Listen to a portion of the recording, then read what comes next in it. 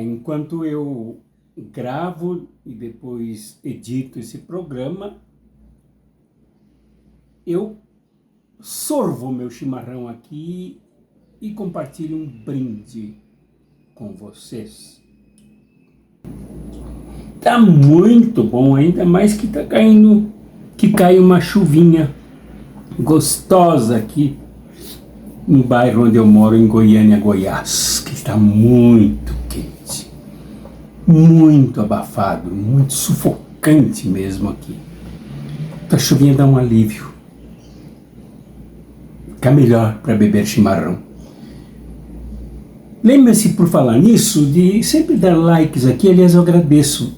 Vem aumentando os likes, as inscrições, os comentários e o compartilhamento dos vídeos. Eu percebo que aumenta. A partir da reflexão do Evangelho, as pessoas vêm descobrindo, redescobrindo, e pessoas novas descobrindo esse nosso canal. Isso é uma grande alegria, uma grande satisfação pela repercussão do trabalho sério que fazemos aqui. Bom, quando eu era criança, eu era um piá de uns 5, 6, 7 anos, e fui levar café da tarde para o meu pai, que trabalhava lavrando a terra para o plantio de arroz, lá no interior de Alegrete, Rio Grande do Sul.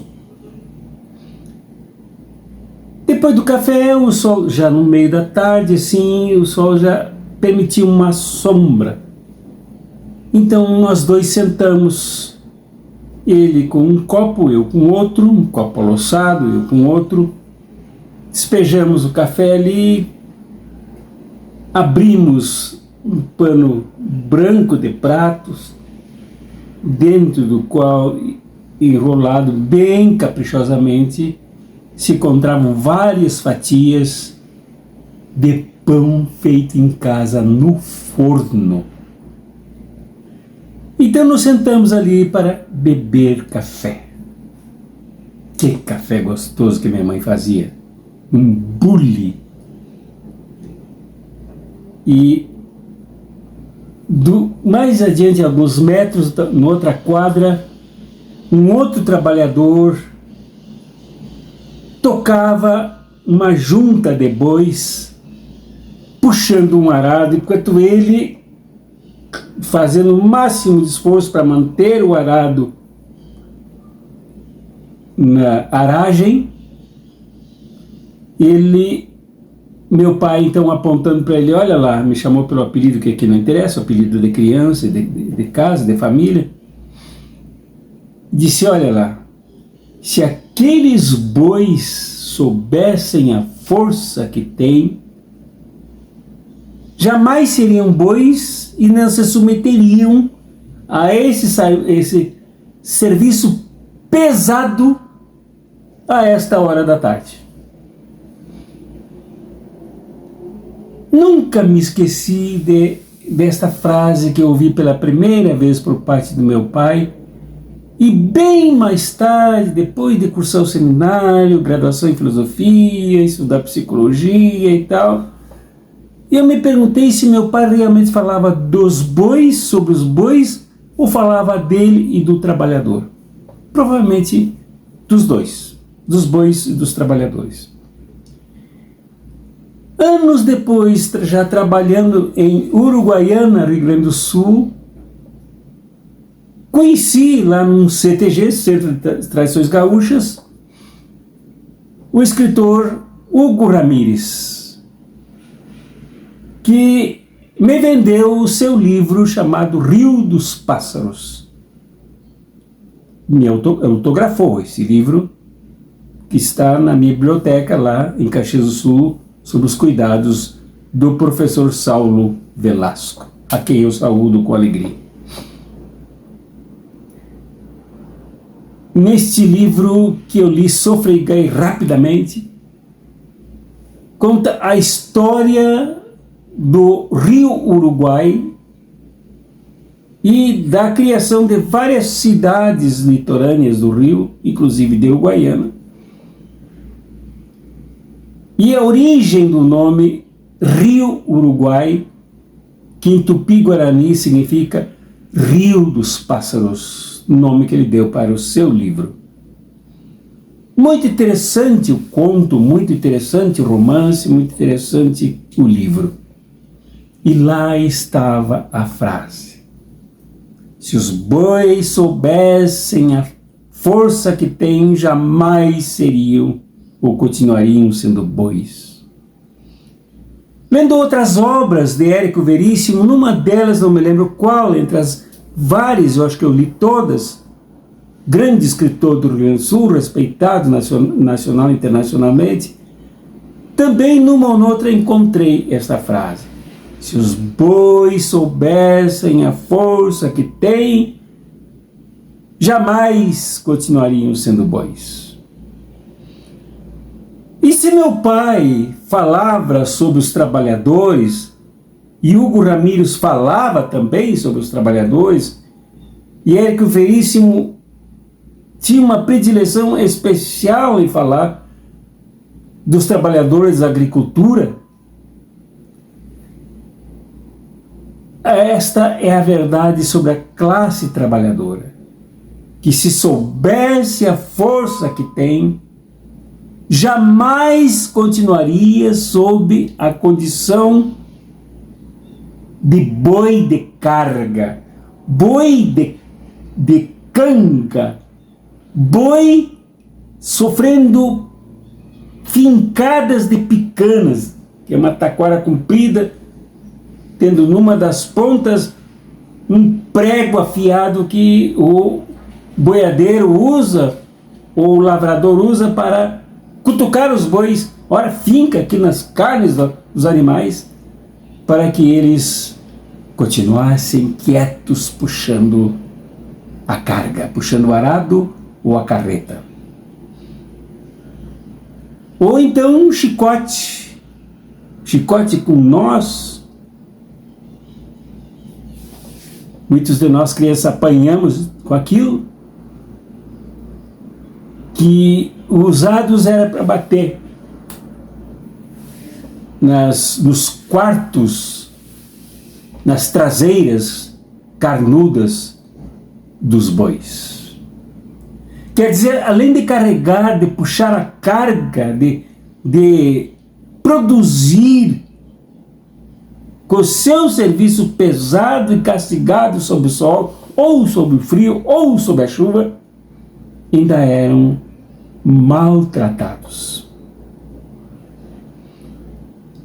Esta é a condição da classe trabalhadora, que puxa uma carga ou cargas e cargas o tempo inteiro, pois não é possível uma sociedade sobreviver sem a classe trabalhadora puxando as cangas, isto é, a produção. Não há. Não há setor da sociedade em que a classe trabalhadora, os trabalhadores e trabalhadoras não atuem, e sempre em todos os lugares, aqui nas cortinas, aqui nas luminárias que me iluminam, aqui no microfone, aqui na câmera, tudo tem as marcas do suor da classe trabalhadora. Geralmente eu saio para dar caminhadas à tardinha e ouço, me aproximando de quem trabalha ali, os ruídos das vassouras limpando as calçadas e limpando as sarjetas. Classe trabalhadora como garis. Ao tomar os ônibus aqui, pois não posso dirigir mais por causa da limitação visual, da deficiência visual, lá sou conduzido por motoristas trabalhadores ou motoristas mulheres trabalhadoras. Ontem, no Hospital das Clínicas, retirei material para fazer exame de sangue. Lá estava um trabalhador cuidando com muita cuidade, muito zelo do seu trabalho, recolhendo sangue das minhas veias. Lá estavam os trabalhadores. Lá a classe trabalhadora cuidava de mim.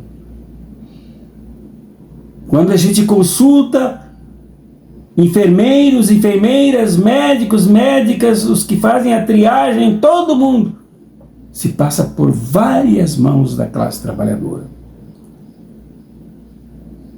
Quando damos aulas, nos encontramos diante de turmas inteiras, filhos e filhas de trabalhadores ou trabalhadoras, ou alunos e alunas trabalhadores e trabalhadoras.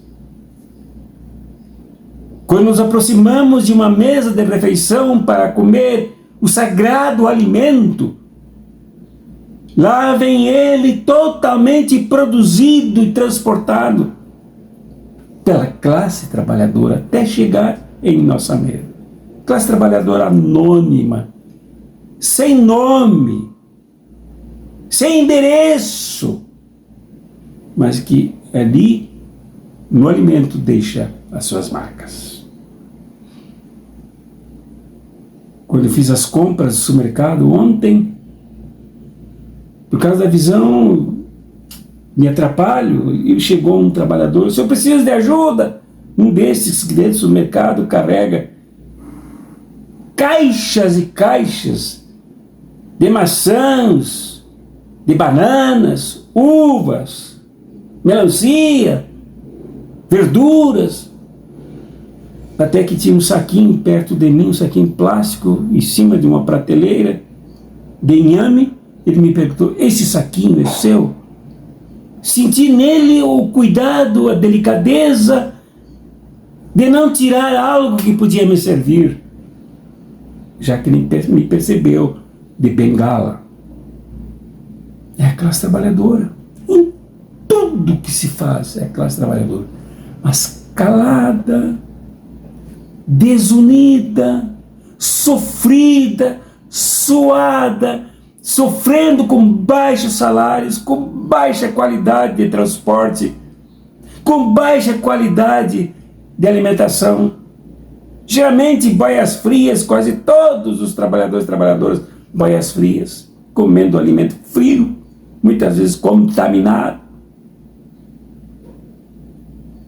Alimentos contaminados. E a classe trabalhadora maltratada, doente, sem assistência médica, mantida apenas limitadamente na produção como parte da engrenagem da exploração. Como os bois lá do meu pai, lá do livro Rio dos Pássaros de Hugo Ramírez, lá dos livros de Érico Veríssimo, se vê a classe trabalhadora sendo chicotada, picanada por aqueles que a exploram. Mas a gente sente no mundo uma aura de despertamento. Despertamento que tem dois sentidos, como eu disse no programa de ontem. Fala, meu povo, que eu sugiro que vocês vejam, está bem assistido no vídeo que está aqui no canal. Até me ameaçaram por causa desse vídeo, mas ele é totalmente dotado de verdade, de conteúdo analítico, simples e sério, como esse aqui. Lá eu mostro que num dos pontos há um despertamento da classe trabalhadora que percebe quem usa a picana para cravá-la, para forçá-la, para obrigá-la, sob más condições, sob sol quente, sob quaisquer condições deprimentes, produzir quieta. Milhões de trabalhadores já percebem quem segura a picana e quem segura o chicote. Milhões de trabalhadores já percebem quem manipula e quem fica com seus salários. Milhões de trabalhadores não sabem definir, não sabem exatamente o que significa mais-valia, mas já percebem que aquilo que produzem é muito mais riquezas do que aquilo que recebem. Em outras palavras, a classe trabalhadora começa a perceber que o capitalismo a explora, a esgualepa, a estrangula, a empobrece, a esvai, a transforma em bagaço, porque é um sistema injusto e por isso absolutamente falido, cruel e desumano, além de ser antiecológico. A classe trabalhadora já começa a perceber isso. Mas aí vem o segundo ponto, a classe trabalhadora também percebe, já começa a perceber que esse sistema não será mudado porque os que se sentam em cima dos louros roubados da classe trabalhadora não amanhecerão em paz com passarinhos entoando a justiça em suas consciências e eles de repente começam a se dar conta de que precisam ser justos e passam a ser justos de repente. Isso não acontecerá. Nunca aconteceu e não acontecerá. A história do bom burguês só tem uma. Então a classe trabalhadora percebe nesse segundo ponto que eu destaco aqui, que é preciso agir. Deixar de ser boi, de canga, boi maltratado pelas picanas, boi maltratado pelos chicotes, bois esgotados, cansados, doentes, e começa a se despertar. E é preciso acontecer isso. Para o mundo mudar, é preciso que aqueles que produzem o mundo, aqueles que transformam o mundo, aqueles que criam o mundo, aqueles que produzem as riquezas do mundo, se deem conta de que eles sempre são expulsos do banquete. E que para ingressar no banquete que eles produzem, é preciso que eles ajam. Deixem de viver na condição de bois na canga e comecem a conversar. Como nós estamos fazendo agora aqui. Comece a se unir, comece a analisar e comece a se movimentar. E nós já temos alguns exemplos sobre isso. Temos alguns exemplos. Um deles é recentíssimo, também comentei no programa Fala Meu Povo ontem, que são os metroviários em São Paulo. Graças a lideranças novas, com Camila Lisboa, e eu aqui não tenho problema em citar nome, não quero nem saber, não sei qual é o partido, não sei qual é a tendência da Camila. O importante é o resultado da luta que uniu os trabalhadores do metrô, fizeram uma greve que parou São Paulo inteiro. Colocou em desespero a burguesia que tomou conta, que roubou, que privatizou os metrôs e quer privatizar tudo. Com seu Tarcísio Meira querendo vender São Paulo para servir de exemplo para vender o Brasil. Os metroviários, sob a liderança firme da magrinha, da bonita, da jovem Camila Lisboa, deram o recado de que não querem mais ser bois de carga, muito menos bois de piranha.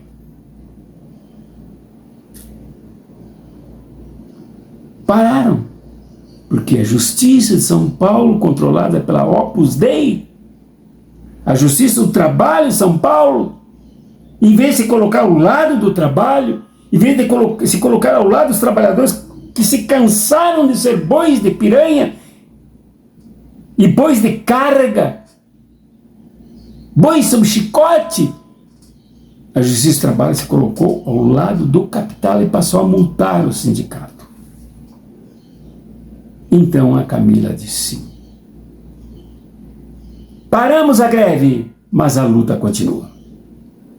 É o despertamento da classe trabalhadora. Felizmente, com uma jovem operária, com jovens trabalhadores que ocupam agora a direção metroviária do sindicato para dar o recado. Isso assustou. Tanto que setores começaram a se dar conta de que, e aí disseram até, né, que o governadorzinho de lá, medíocre de São Paulo, bolsonarista de São Paulo, deu um tiro no pé. Parece que o cara tem 2 pés, mas então não é um tiro no pé, é um tiro nos pés. Tiros nos pés. Ao querer privatizar o metrô. Mas com isso apareceu que há setores do metrô que foram privatizados que são péssimos. Além das tarifas mais altas do que o metrô público, o metrô estatal, são de péssimas qualidades, com descarrilhamentos de trens e com mortes de pessoas. Como aconteceu no Rio de Janeiro. E outro exemplo que nós temos que pautar aqui é a mobilização dos povos originários contra o marco temporal, dos salteadores, dos que não se contentam em somente extrair da classe trabalhadora tudo que a classe trabalhadora produz e tira da terra, mas também extrair da terra tudo que podem, capturando o Brasil à sua mediocridade, ao seu egoísmo e aos seus interesses absolutamente injustos, porque predatórios. Os indígenas se uniram em Brasília, em vários lugares do país, mas não somente os indígenas se reuniram, não somente os indígenas se mobilizaram, tiveram apoio da Marcha das Margaridas, que chegaram em São Paulo, que chegaram em Brasília de vários lugares do país e de 38 países mais. Mobilização. Assim como os trabalhadores e trabalhadoras dos Correios meteram os pés no barranco, não o pé, cada um tem 2, os pés no barranco, e não permitiram que a forca que puxa o tatu da toca privatizasse os Correios. Então, mais uma marca, mais um sinal, mais uma iluminação de que quando os trabalhadores deixam de ser bois, sabem de sua força como os bois não sabem, mais do que os bois que não sabem, conhecem a sua capacidade de mobilização, a classe trabalhadora se levanta e se mobiliza. É preciso fazer isso. Eu disse ontem no vídeo, vejam lá por favor, Fala Meu Povo, sobre os ruralistas que são contra o judiciário e querem matar os indígenas e golpear o país. Golpear o país é verdade, mas não somente eles, se unem a outros setores coligados na mesma condição da picana e do chicote, explorar o máximo que podem, tirar o máximo que podem, matar o máximo que podem. Essa teoria da morte existe, né? Existem grandes magnatas internacionais que acham que a classe trabalhadora em grande parte não serve para nada, que é preciso criar máquinas de produção, e os pobres que perderam sua condição no mundo do trabalho tem que morrer, como pensam os nazistas. Então, a classe trabalhadora vem dando sinais de que é preciso a unidade, é preciso desincorporar esse espírito de boi, esse espírito de canga, esse espírito de exploração, de maus tratos, e começar a puxar os bons empresários, aqueles que se dão conta de que realmente não é possível acumular riquezas sem que elas sejam partilhadas com aqueles que as produzem. Então é isso. Temos que conversar sobre isso, cada vez mais abertamente. Por isso que eu peço, compartilhem esses vídeos.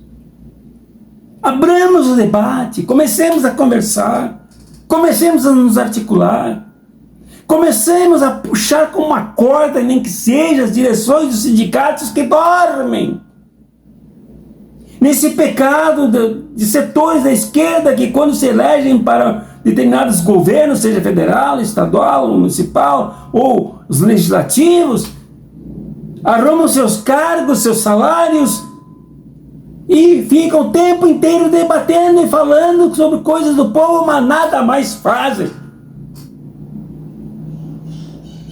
Isto é colaborar com a condição de boi, de boiada da classe trabalhadora. Isto é traição. É preciso que, então, que conversemos para destravar esse sindicalismo que aí está parado e enferrujado. É preciso que deixemos de ser bois. Ah, que saudade do meu pai numa hora como esta. Abraços proféticos e revolucionários.